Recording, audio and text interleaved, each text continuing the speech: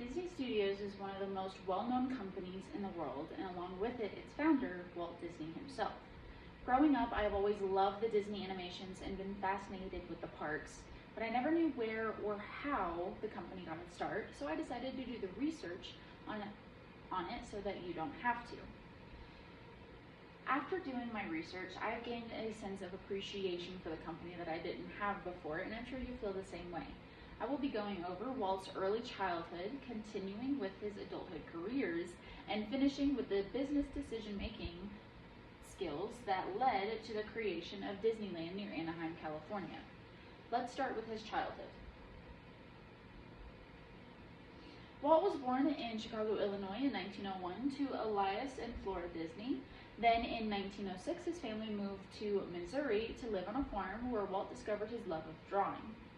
In 1911, his family moved to Kansas City, where he discovered his love of vaudeville, a form of musical entertainment, as well as his love of movies on his newspaper route. In 1917, his family moved back to Chicago, where Walt begins drawing cartoons for his high school's newspaper seen on the right. And he also was attending night classes at the Chicago Academy of Fine Arts.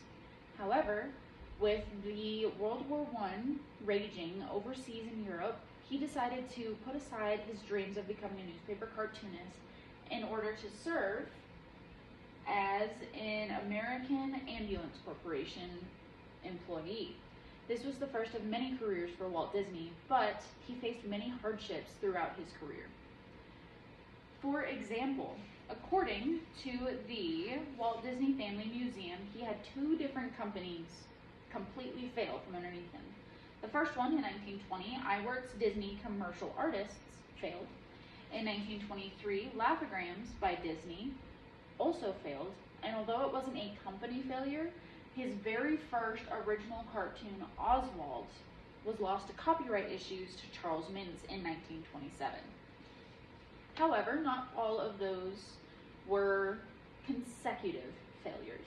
For example, in 1923, Walt and his brother Roy started the Disney Brothers Studios in Hollywood so that Walt could pursue his dreams of directing. You can see Walt's wife Lillian on the left, Roy's wife Edna on the right, and then their little sister Ruth in the middle.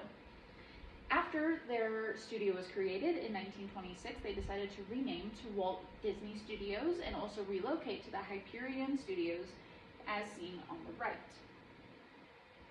Then in 1928, they designed and also voiced the most well-known mouse in the world, Mickey Mouse. A lot of people believe the creation of Mickey Mouse is what led the company to its immense amount of success. However, I disagree. Although the character does have its charm, it takes a lot more than a mouse to create the level of success that the brothers were able to. For example, at the presentation of the Walt Disney Commemorative Medal given by President Richard Nixon, he is quoted saying, he, referring to Walt Disney, said that he was an Imagineer, which means he was an engineer with imagination, but he was more than that. He was a great artist, he was a perfectionist, he was a wonderful human being. He also, President Nixon mentions many times throughout his speech about how he was friends with Disney.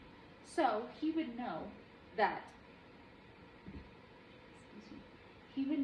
Disney was a good man and had what it took to be as successful as he was.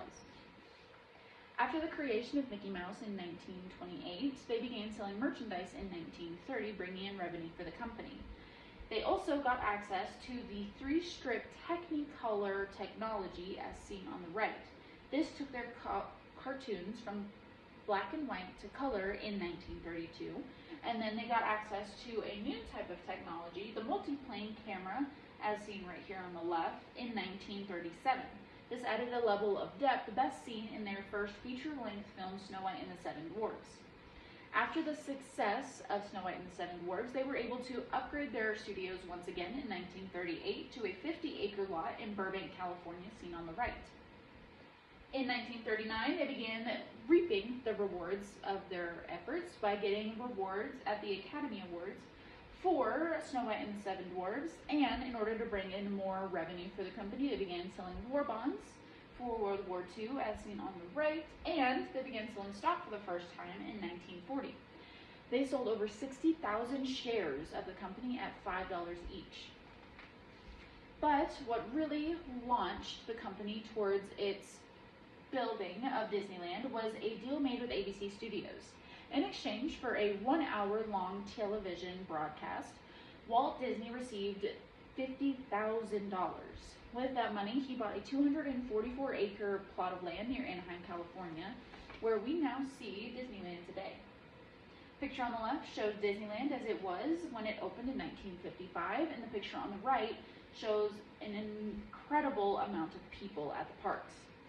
In an article written by Reese Fisher, produced by the California State of Sacramento in 2004, after the park's opening in 1955, within the first 6 months, the parks saw over 1 million people in attendance. Now, Walt Disney was a very ambitious man, and he reached his life's goal of creating the Disneyland park. And it ricocheted the company into what it is seen as today. It's awe-inspiring with its creativity in its animations and the magic felt throughout the parks. And after hearing how much love, effort, creativity, and time went into this company, maybe you'll appreciate it just as I do. Thank you.